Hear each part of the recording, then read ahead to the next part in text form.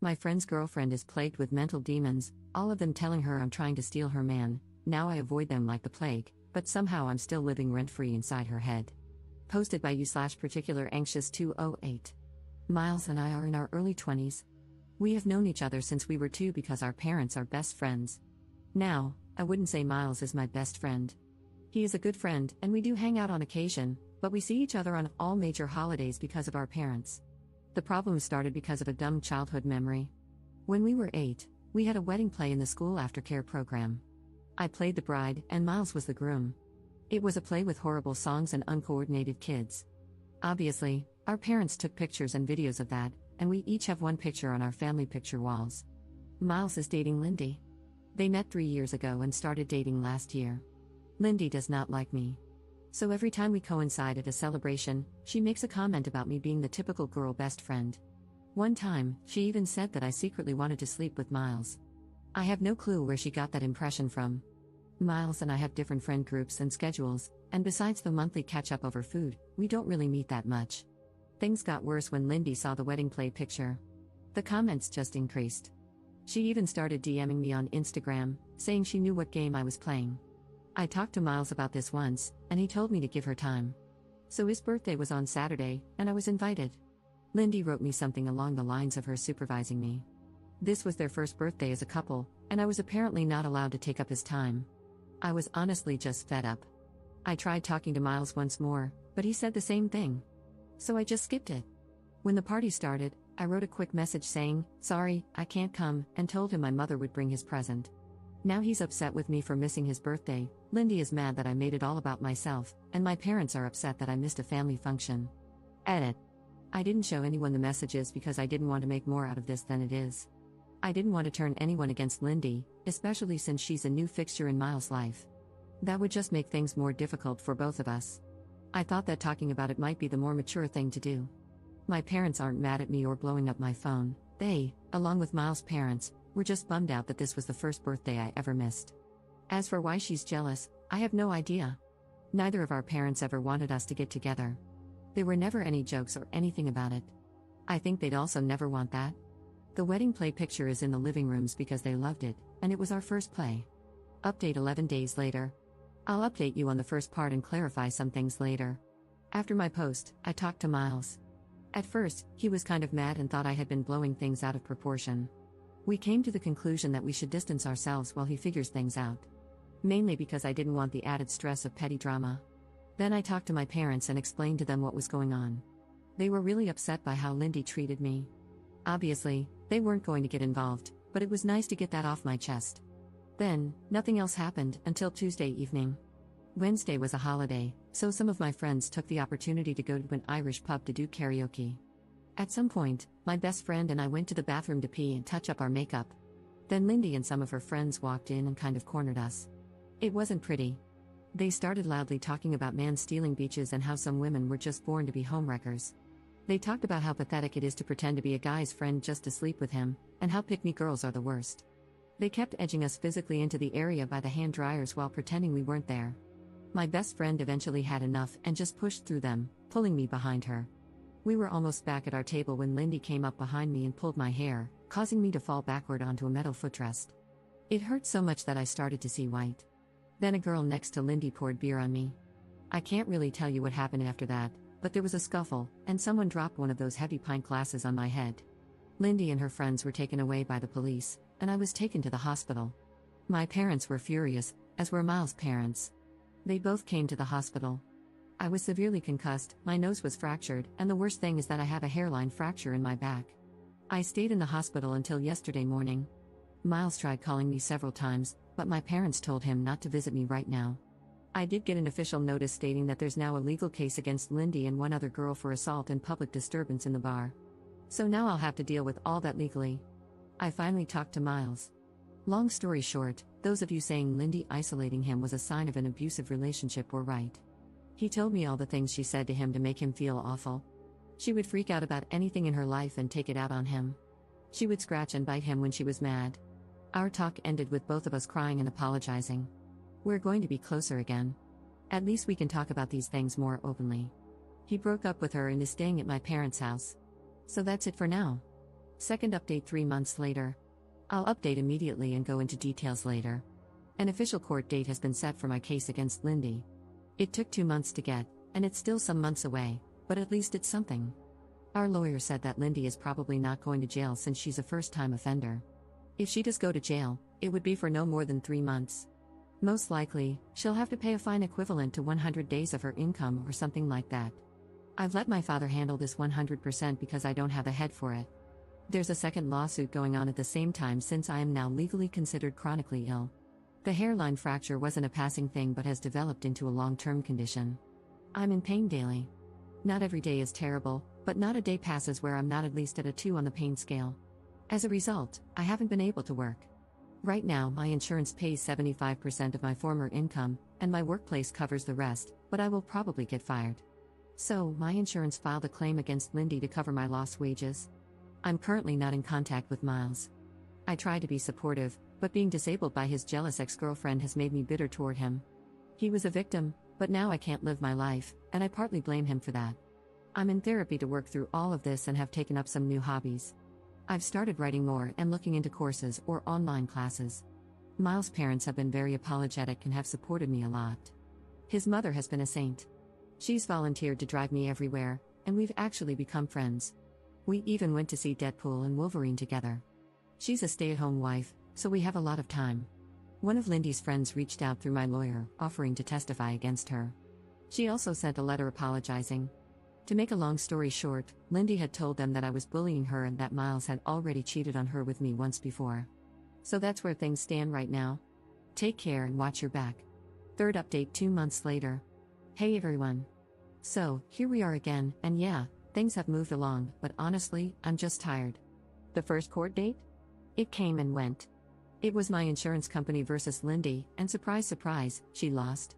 She's on the hook for most of my lost wages, which is nice, I guess. I didn't have to be there the whole time, which I was grateful for because I've had enough of this mess. As for the criminal case, well, we don't even know if we'll end up going to court for that one. My lawyer is handling it, and I've handed the reins over to my dad because, honestly, I've had it. I'm no legal expert, and after that insurance loss, Lindy's in a bad spot. Her legal team is apparently scrambling to do some serious damage control, but at this point, that's not my problem. More of Lindy's friends have crawled out of their hidey holes to give testimony. Turns out this wasn't her first rodeo. Another girl came forward with evidence of Lindy pulling similar stunts back in high school. This poor girl was just sitting next to Lindy's then boyfriend, being a normal human, and Lindy went off the rails, starting rumors and even spreading literal breadcrumbs on her table to trigger her celiac disease. Yeah, she's that kind of psycho. No one could prove it at the time, but now, with all these friends popping up, it's all coming to light. And believe me, these girls didn't have some moral epiphany, they're just terrified of getting fired or having anything negative pop up in their records. The receipts are coming out, and it's getting uglier by the day. Now, let's talk about Miles, because that's a whole other dumpster fire. I'm still not speaking to him. Turns out he's known for a while that Lindy was threatening him with bad things if he didn't cut me off and make his parents stop talking to me. And this idiot laughed it off, thinking she meant breaking up with him or something. But no, she was dead serious. She even started stalking me and one of his cousins. She made a fake profile and was sending cryptic messages to his cousin. What did Miles do? He talked her down. Yeah, that's it. She kept giving him ultimatums, and he just rolled with it. So, yeah, I'm even angrier at him now. He knew she was unhinged and didn't do a damn thing about it. He let her spiral while I got dragged through the mud. His dad finally got involved and dragged him to the police, where they filed reports about all the crap Lindy pulled. They have evidence now from the stuff with his cousin and even photos from when Lindy got physical with him. So, at least something's happening on that front, but it's too little, too late if you ask me. As for Lindy, well, she's gone radio silent. Except for TikTok, of course. My friends keep sending me her cringy videos, and it's honestly kind of disturbing. She's acting like nothing's happening, like her whole life isn't unraveling. She's got a new boyfriend now, and they're making those awful lip-sync videos together. I think she's living at his place, but who knows? Maybe her parents cut her off. Wouldn't be surprised. Oh, and the guy? Yeah, one of my friends looked him up.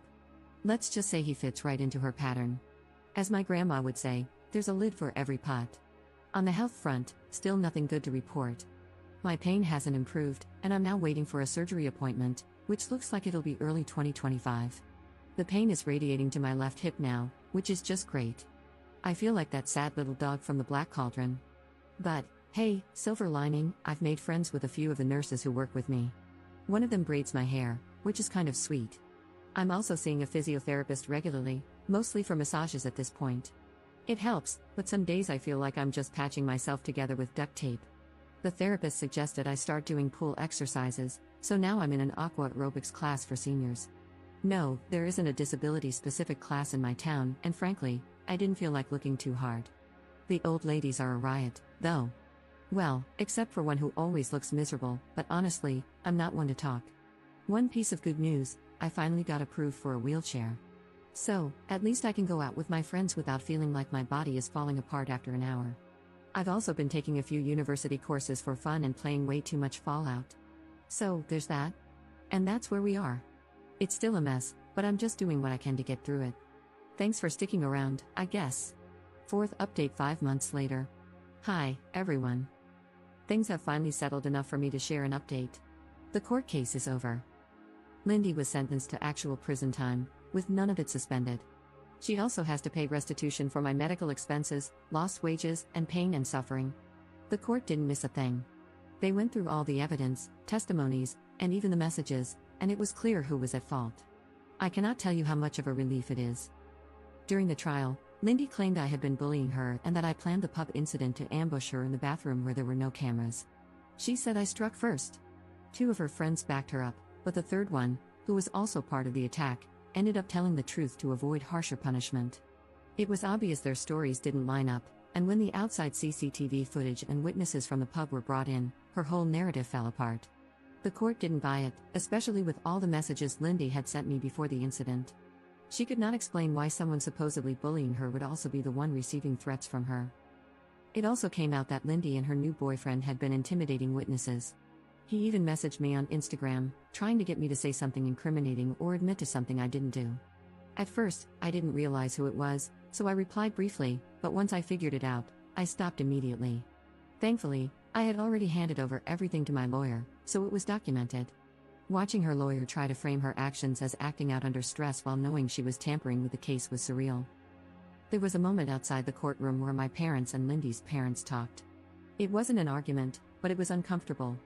My parents pointed out how everything presented in court made it clear what Lindy had done. Lindy's parents didn't argue back, but they seemed completely out of their depth. They mentioned being shocked by how much she had escalated things and admitted they hadn't understood how serious it was. They've taken on the financial burden of her restitution, which means I know the money for everything will come through. It's hard to say if they're doing it out of guilt or to protect their image, but either way, it's one less thing for me to worry about. Adjusting to my new normal has been a mixed bag. The chronic pain is still there, and my surgery isn't happening for a few more months. I've also been dealing with the endless back and forth of German bureaucracy.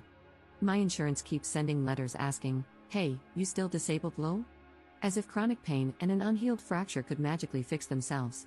Every time I think I'm done explaining my situation, they send me another form to fill out. It's exhausting, but my doctors have been really supportive and always help me get the paperwork sorted. Some days are harder than others, and there are moments when I feel sad about how much my life has changed. A few months ago, I was stuck in that sadness, angry all the time and constantly thinking about how unfair this all is. I think I was grieving the life I thought I would have. Now, though, I've accepted that this is my life, and even if I never fully heal, I know I'll manage. I'm not letting Lindy take up any more space in my head than she already has. I've started focusing on things that make me happy again. My friends and I started a Dungeons & Dragons campaign, and they come over to my place to play. They're so patient when I need breaks or when the pain gets bad. Through that group, I met someone. At first, I was nervous about getting close to him because I thought he might see my situation as too much to deal with, but he's been amazing. He drives me to appointments, brings me groceries once a week, and has never made me feel like a burden. I'm falling in love with him, and for the first time in a while, I feel hopeful. I've also been keeping my mind busy with courses and finally rewatched all of How I Met Your Mother. Sometimes I catch myself comparing my old life to this one, and it makes me sad, but I don't stay in that feeling as long as I used to.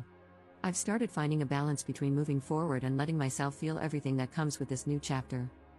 I've distanced myself from Miles' parents. They were wonderful to me, but I realize he needs their support now more than I do, and it should be undivided. I still don't know if I can forgive him. To this day, I haven't.